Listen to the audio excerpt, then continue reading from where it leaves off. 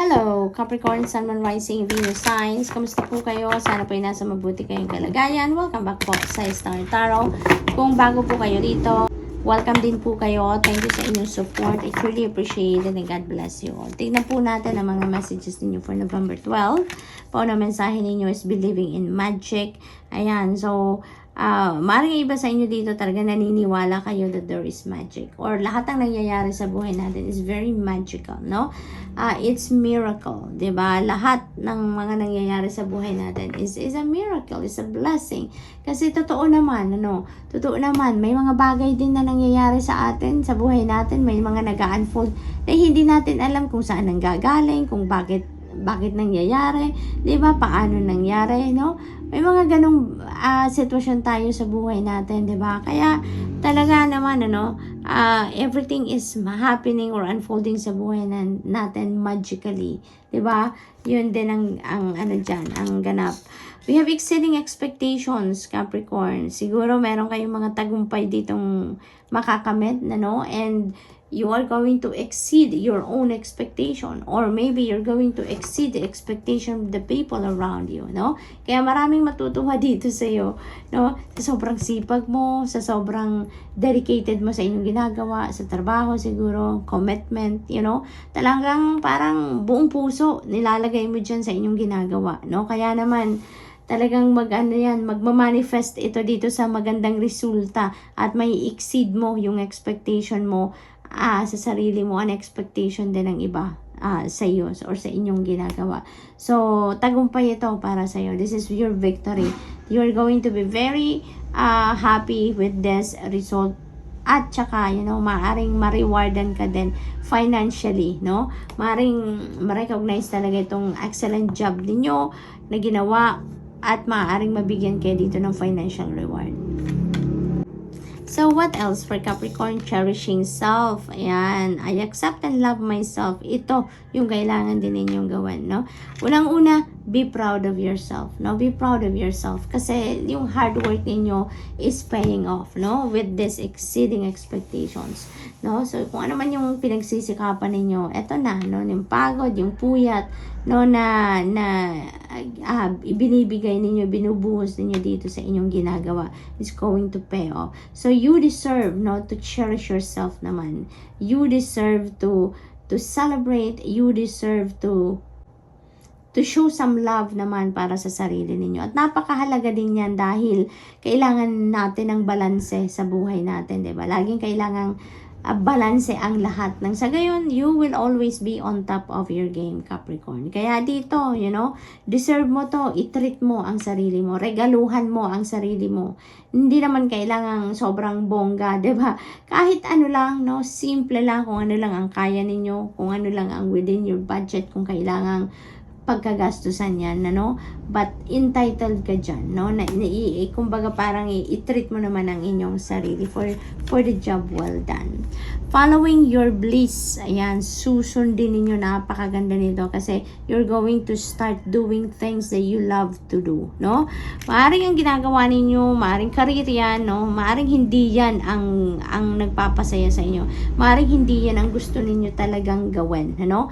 Pero ngayon, maaaring magsisimula ka ng panibago on the side, no? Na gagawin mo kung ano talaga yung gusto mo. Kung anong sinisigaw ng puso mo, kung ano yung passion mo. So, maaaring magsisimula ang iba sa inyo dito na nagawin, no? Kung ano man ang inyong dream job siguro or yung dream career, no? On the side of what you are already doing right now. No? Maaaring ganon ang ganap dito. So, finally, no, maglalakas ng loob na kayo na simulan kung anong magpapasaya sa inyo. So, what else? Launching your journey, may travel, napipintong pag-travel si Capricorn, maaring hindi ito masyadong kalayuan, konti lang ang bit-bit dito. So, maaring visit lang ito sa family, maari din na pasyal ito, no? Maaari din na overseas ang travel na to kasi maraming iba't ibang parang landmark, no, ng mga bansa. So, maaring travel ito, tour siguro ang iba sa inyo. Magtutour lang kayo. Hindi naman to gaanong katagalan na tour. Maaari din ganun. Or maaring business related ito, no? Or pwede na naman na work related. Maaring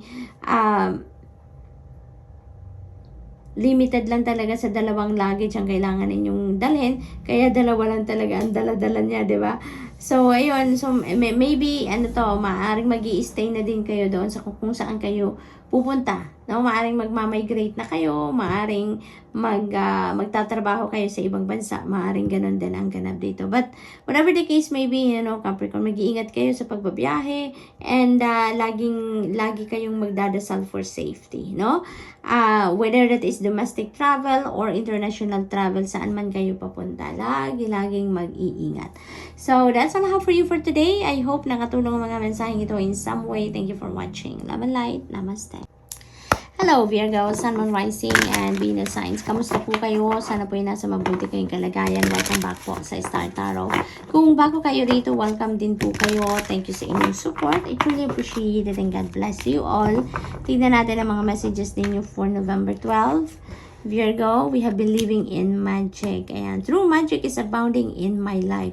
You are a believer of miracles, no? You're a believer of magic. Kaya parang ngayon, ang daming parating dito na very magical ang dating, no, Virgo? Parang mapupuno kayo dito, masusurpresa kayo ng Divine Universe dito with miracles and magical moments, no?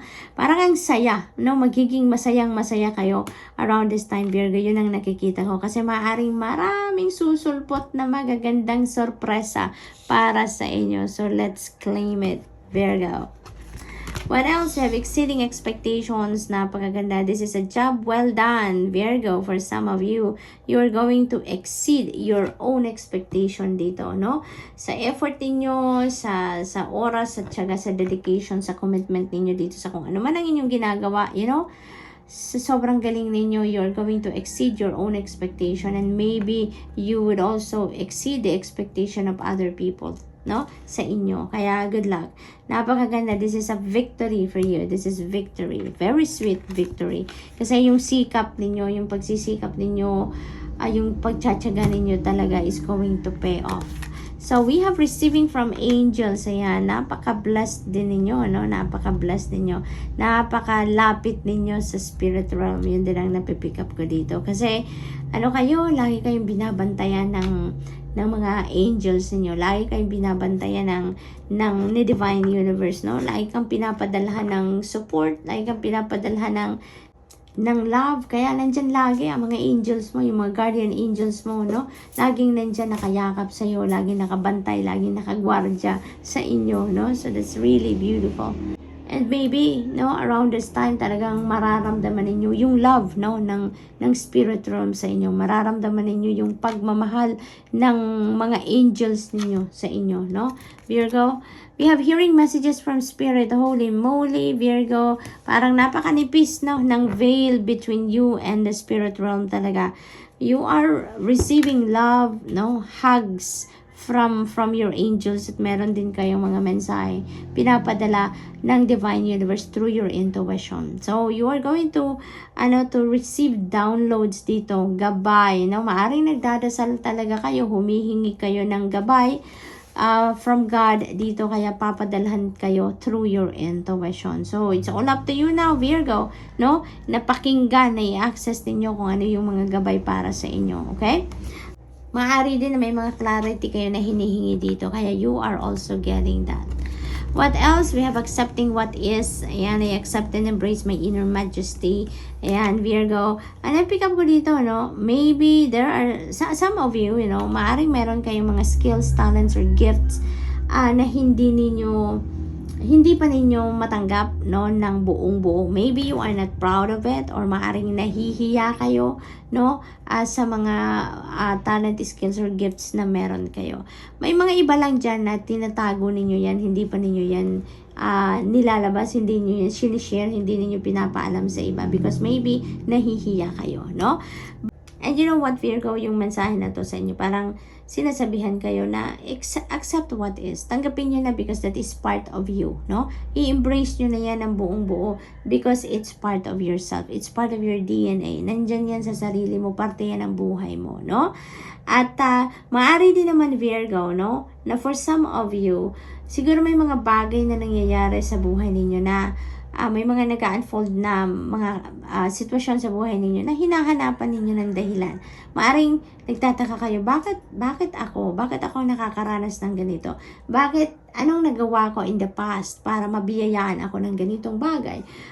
Mabiyayaan ako ng mga ganitong sitwasyon, diba? So, maaring may mga ganong nasasabi ang iba sa inyo dito. Pero ang sinasabi ng card na to, just accept what is unfolding, what is happening, just accept how it is unfolding as well. Kasi life is a mystery. Kaya nga mayroong magic, 'di ba? Kasi lahat ng bagay, parang magic, 'di ba? Nangyayari na hindi natin alam ang dahilan kung bakit nandyan, kung bakit dumadating sa buhay natin, 'di ba? May mga bagay na ganun. Kailangan nating alalahanin na life is a mystery itself, no? Kaya may mga bagay na tanggapin na lang natin, i-embrace na lang natin. Huwag na nating hanapan ng rason. Huwag na nating hanapan ng dahilan, no? So, Virgo, that's all I have for you for today. I hope nakatulong ang mga mensaheng ito in some way. Thank you for watching. Love and light. Namaste. Hello, Taurus, Sun, Moon, Rising, Venus signs. Kamusta kayo? Sana po'y nasa mabuti kayong kalagayan. Welcome back po sa Star Tarot. Kung bago kayo rito, welcome din kayo. Thank you sa inyong support. I truly appreciate it and God bless you all. Tignan natin ang mga messages po ninyo for November 12. Ayan. So, paunang mensahe ni Taurus ay mending bridges. I heal rifts. I am a mender. Ayan. So, ang iba sa inyo dito, Taurus, na magkakaroon na ng healing. No? May acceptance na, may forgiveness na. Kaya handa na kayong mag-heal. Handa na kayong mag-move on. So, ngayon, gagawin ninyo ngayon ang lahat, no? Para siguro na makipag-reconcile kayo sa mga taong nakaalitan ninyo or may mga hindi kayo pagkakaintindihan. Maybe meron ditong paghihiwalay with another person na hindi kayo on the same page. Kaya ngayon, maaring kayo yung makikipag-usap. Kayo yung, you're going to act as the bigger person dito. Kaya, maaring kayo yung mag-a-approach dito sa taong ito at magkikipag-usap kayo, no? Ma-patch up na kung ano man ang hindi ninyo pagkakaintindihan. Awakening wisdom. Awakening ancient wisdom. Ayan. So, may mga sitwasyon siguro dito sa buhay ninyo, Taurus, around this time na papaganahin ninyo ngayon or i-a-apply ninyo sa sitwasyon na to ang inyong wisdom, ang inyong learnings and life na mga naipon na sa sarili ninyo. So, ngayon, papaganahin ninyo yan, ano? And maybe yan ang magiging dahilan, no? Para nang sa gayon, maayos ang lahat. Maging masolusyonan ng problema, ma-fix kung ano man ang mga challenges ninyo sa buhay. So, maaaring ganun ang sitwasyon. We have revealing radiance. Ayan. So, muling magdiliwanag ang inyong ilaw, no, sa sarili ninyo. Maybe you're really going to reveal your radiance ngayon and shed your own light to the areas ng buhay ninyo na medyo nagdidilim. Maaring, may mga konting challenge, may mga konting problema, you're going to use your own light, doon sa mga circumstances na yun, nang sa gayon mahanapan ninyo ng solusyon, maging magaan or magaan na ang inyong sitwasyon, yung mga ganon.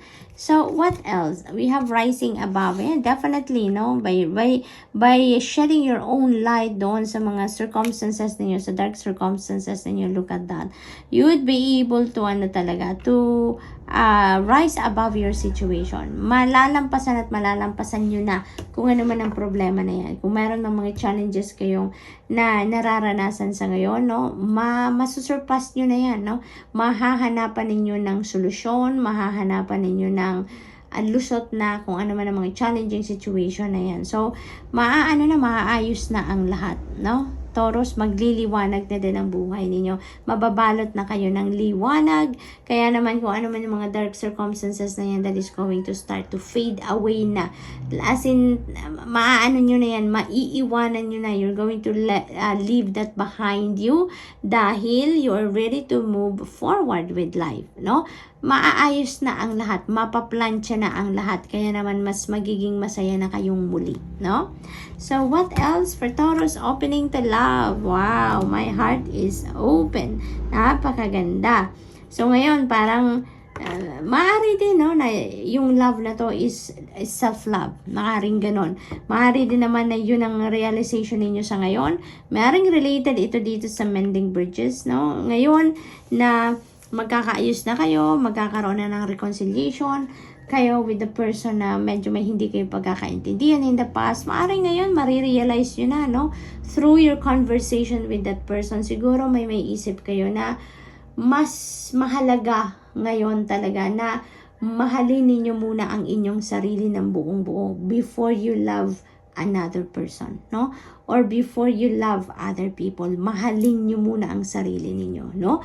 Maaring may mga realization ang iba sa inyo ngayon, kaya maaring ang focus ninyo sa ngayon is self-love, no? Maaring doon kayo magpupuno kasi maybe before baliktad ang sitwasyon, nagmamahal kayo ng iba pero yung sarili ninyo parang iniiwanan ninyo, or maybe on the side lang siya. Pero ngayon, no, you are going to focus on self-love, on loving yourself first, taking care of yourself first before you share your love with other people, no, or before you love other people. So maaring ganun ang ganap.